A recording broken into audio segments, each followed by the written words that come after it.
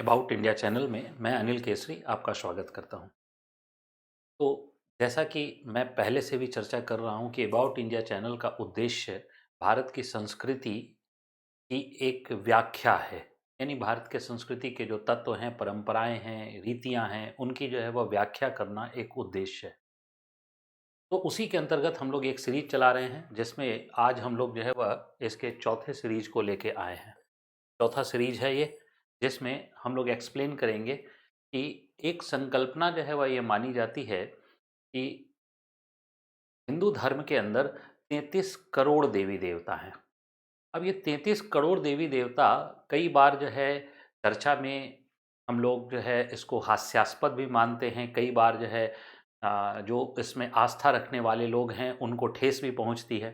यानी कुछ अलग अलग प्रकार के तर्क जो है वह होते हैं। जम्मू के रघुनाथ मंदिर में चले जाइए तो वहाँ 33 करोड़ के देवी देवताओं का प्रतीकात्मक जो है वह वहाँ पूजन भी होता है। यानी छोटी-छोटी जो है वो संरचनाएँ बनाई गई हैं जिसको 33 करोड़ देवी देवताओं के रूप में स्थापित किया गया है। तो इस प्रकार से सब जगह की अलग-अलग मान्यताएँ हैं। आखिर चलिए हम लोग देखने का प्रयास करते हैं कि इसमें कौन-सी संकल्पना जो है वह ज़्यादा प्रासंगिक दिखाई देती है और कैसी जो है वह दिखाई देती है। तो देखिए 33 करोड़ देवी देवता में हम लोग यह कह सकते हैं कि सभी देवी देवताओं का एक समूह है जिसे हम 33 करोड़ देवी देवता के रूप में देखते हैं। तो ये जो 33 करोड़ देवी देवता हैं इसमें दो प्रकार की संकल्पना है। प्रथम संकल्पना बताती है कि 33 कोटि हैं। कोटि यानी 33 प्रकार के, यानी देवी देवता जो है वह क्या है, 33 प्रकार के हैं। एक इस संकल्पना की भी चर्चा करेंगे। और दूसरी संकल्पना है कि नहीं, देवी देवताओं की संख्या ही दरअसल 33 करोड़ है। तो आइए हम लोग दोनों जो है वह संकल्पनाओं के बारे में थोड़ा सा संक्षिप्त में चर्चा जो है वह करने का प्रयास करें। सबसे पहले प्रथम संकल्पना की ओर चलते हैं। प्रथम संकल्पना में जो है वह देखिए क्या है कि कई वर्ग बांटे गए हैं। 33 कोटि में वर्ग बांटे गए हैं। 12 आदित्य देव माने जाते हैं और ये व्यक्ति से जुड़े देव हैं, जिसे जो है वह हम व्यक्ति से जुड़े हुए देव जो है वह की संज्ञा देते हैं। व्यक्ति से जुड़े हुए जो देव हैं उसमें हम लोग ये नाम जो है वह आता है कि अंशुमान है, इंद्र है, धातु है, पूषा है, मित्र है, वैवत्स है, अरेमन है, त्वष्टा है, पर्जन्य है, भग है, वरुण है, विष्णु है। ये 12 जो है वह क्या है, व्यक्ति। ये 12 व्यक्ति हैं और व्यक्ति से जुड़े हुए देव हैं। द्वितीय संकल्पना के अंतर्गत जो है वो माना जाता है 8 वसु, जिसे कहा जाता है कि पदार्थ से जुड़े देव, यानी मटेरियल या एलिमेंट्स हैं उससे। तो देखिए एक देव है दायुस जो स्काई से जुड़ा हुआ है। ध्रुव जो है वो स्टार से जुड़ा हुआ। सोम जो है वेजिटेशन से जुड़ा हुआ। घर जो है वो अर्थ से जुड़ा हुआ। अनिल जो है विंड से जुड़ा हुआ और अनल जो है वो फायर से जुड़ा हुआ। जबकि चंद्र को मून से जुड़ा हुआ और प्रभास को हम लोग सन से। तो ये जो है वह मेटेरियलिस्टिक देव जो है वह ये मटेरियल है। ये 8 जो है वह मटेरियल देव जो है वह के रूप में हम लोग स्थापित करते हैं।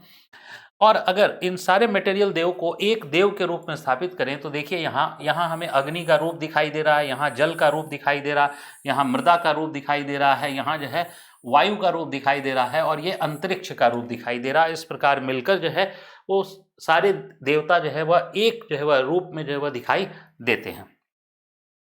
अब जो है वह देखिए इसमें ही जो है वह अगला तीसरा जो वर्ग है वो है 11 रुद्रदेव। और 11 रुद्रदेव में दरअसल जो है वह 5 जो है वह एब्स्ट्रैक्ट हैं, जिसे हम सार देव कहते हैं। तो जैसे जिसमें आनंदा है, खुशी, मानस, विचार, वाक, वचन, विज, ननना जिसे हम ज्ञान, और प्राण जो है वह जिसे हम जीवन कहते हैं।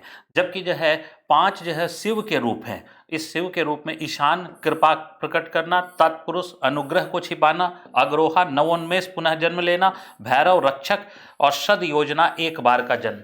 इसमें आप गौर करके देखिएगा, हम इस रूप की पूजा जो है वह अक्सर जो है वह करते हैं। इस रूप की पूजा अक्सर करते हैं, यानी भैरव की पूजा करते हैं। और एक जो है वह 11 है तो 5 तो सार देव थे, 5 शिव के रूप, और एक जो है वह आत्मा स्वयं। इस प्रकार से 11 जो है वह इस प्रकार से 11। और ये जो है वह 33 कोटि के जो है वह देवताओं में जो श्रेणी है उसमें अब लास्ट जो आता है वह है 2 अश्वनी। और जो अश्वनी है वो 2 हैं। और 2 अश्वनी कौन कौन है, तो एक नाशत्य के रूप में कुमार, और अश्वनी नाशत्य के रूप में और कुमार जो है नाशत्य के रूप में। यानी ये नाशत्य के रूप में जो है वह अश्वनी की 2 पूजा जो है वह की जाती है। इस प्रकार 33 जो है वह देवता जो है वह हैं। और इसी में जो है वह इंद्र और प्रजापति के स्थान पर कुछ लोग अश्वनी और कुमार को स्वीकार करते हैं। यानी इसी के जगह पर इंद्र और प्रजापति को कुछ लोग जो है वो स्वीकार कर लेते हैं। इस प्रकार 33 कोटि के देवताओं की संकल्पना है। जबकि जो द्वितीय संकल्पना है, वह द्वितीय संकल्पना जो है वह, अब देखिए कि जो वह क्या कहता है। द्वितीय संकल्पना जो है वह कहता है कि हिंदू धर्म के अंदर जो है, हिंदू धर्म में हर नर नारायण है। नारायण यानी विष्णु। हर एक नर जो है वह क्या है? नारायण, विष्णु है। जबकि हर नारी जो है वह क्या है? नारायणी यानी लक्ष्मी का रूप माना गया। अब ध्यान से समझिए, हर नर नारायण और हर नारी जो है वह नारायणी यानी लक्ष्मी का रूप। तो इसका मतलब है कि मैं हूं या आप जो दर्शक हैं, वो भी जो है वह क्या है? उनको भी एक देवी देवता के रूप में स्वीकार कर लिया गया है। हर एक को देवी देवता के रूप में स्वीकार किया गया। ठीक, तो अगर जो है वह हर एक को देवी देवता के रूप में स्वीकार किया गया है, तो इनकी संख्या 72 हो जाएगी। और 72 जो है वह हो जाएगी, तो यही संख्या जो है वह अनुमानित क्या किया गया है? 33 करोड़। 33 करोड़ यानी हर नर नारायण और हर नारी नारायणी का रूप है अगर, तो यह संख्या 33 करोड़ चली जाती है। यानी 33 करोड़ जनसंख्या की बात जो है वह की गई है। और इसके अंदर जो है वह देखिए क्या है कि वास्तव में अगर हम हरेक को देवी देवता जो है वह मान लें, हरेक को देवी देवता मान लें, तो हम लोग जो है वह क्या करेंगे कि प्रत्येक मानव एक दूसरे को देवी देवता के रूप में स्वीकार कर ले, तो इससे जो है वह रेस्पेक्ट पैदा होगा, एक दूसरे के प्रति रेस्पेक्ट पैदा होगा। हर लोग देवी देवता और उसी के अनुरूप आचरण करने लगेंगे। क्यों? क्योंकि देवी देवताओं का आचरण कैसा होता है? एक ऐसा आचरण जो समाज में जो है वो अनुकरणीय होता है। तो अगर हर एक देवी देवता, हर एक व्यक्ति, हर एक जो है वह मानव और वो देवी देवता के रूप में हो गया, हर एक पुरुष जो है वह नारायण हो गया और हर एक नारी जो है वह अगर नारायणी हो गई, तो ऐसी स्थिति में जो है वो एक संघर्ष विहीन समाज की स्थापना जो है वह होगी। तो ऐसी स्थिति में संघर्ष विहीन जो है वह समाज की स्थापना की कल्पना जो है वह की गई है। और इसी प्रकार जो है वह 33 करोड़ देवी देवताओं की संकल्पना को दरअसल संघर्ष विहीन समाज के रूप में स्वीकार करने का प्रयास किया गया है। यह भी एक व्याख्या इसकी जो है हो सकती है। नमस्कार, थैंक यू।